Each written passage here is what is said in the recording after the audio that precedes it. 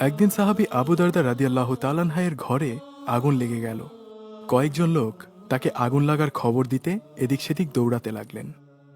খুঁজতে খুঁজতে তারা একটি মসজিদে এসে ঢুকলেন। তিনি তখন মসজিদের ভেতরেই বসে আছেন। তারা তাকে উদ্দেশ্য করে বললেন, হে আবু দারদা, আপনার ঘর তো আগুনে পুড়ে গেল, আর আপনি এখানেই বসে আছেন।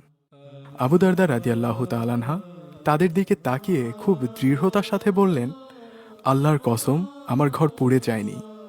তারা আবারও তাকে বললেন, আপনার ঘর আগুনে পুড়ে গেছে, আপনি খোঁজ নিয়ে দেখুন। আমরা পুরো এলাকায় আগুন দেখে এসেছি।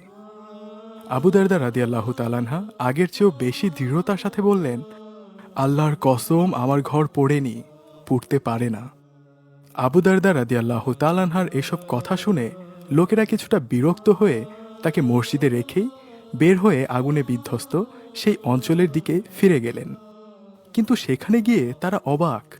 পুরো অঞ্চলের বাড়িঘর আগুনে পুড়ে ছাই হয়ে গেছে, কিন্তু কিভাবে যেন শুধু আবু দারদা রাদিয়াল্লাহু তাআলা আনহু-এর ঘরটি ছাড়া। অবাক নয়নে তারা একে অন্যের দিকে চেয়ে রইলেন। এরপর আবার ফিরে এলেন মসজিদে, আবু দারদা রাদিয়াল্লাহু তাআলা আনহু-এর কাছে এসে জিজ্ঞেস করলেন, হে আবু দারদা, সত্যি আপনার ঘর পোড়েনি? কিন্তু কিভাবে আপনি এত নিশ্চিত হয়ে বলতে পারলেন যে আপনার ঘর আগুনে পোড়েনি? তখন আবু দারদা রাদিয়াল্লাহু তাআলা আনহু বললেন, রাসূলুল্লাহ সাল্লাল্লাহু আলাইহি ওয়াসাল্লাম আমাকে একটি দোয়া শিখিয়ে দিয়েছেন এবং বলেছেন আমি যদি সেগুলো পাঠ করি তাহলে কোনো ধরনের অনিষ্ট আমাকে আঘাত করতে পারবে না। তারা জিজ্ঞেস করলেন, সেই দোয়া কি, আমাদেরকেও বলুন।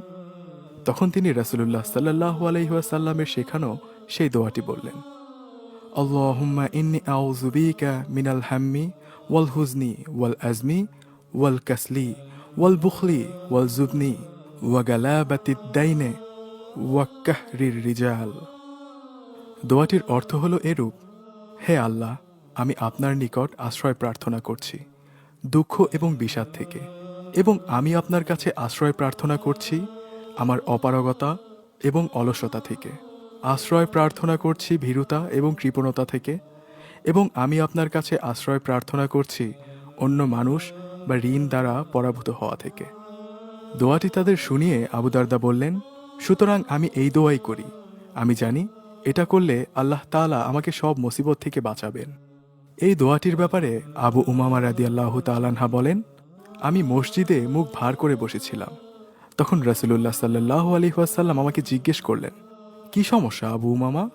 আমি বললাম, আমি খুব বিপদের মধ্যে আছি ইয়া রাসূলুল্লাহ, কারণ আমি একটি জায়গায় ঋণগ্রস্ত। তখন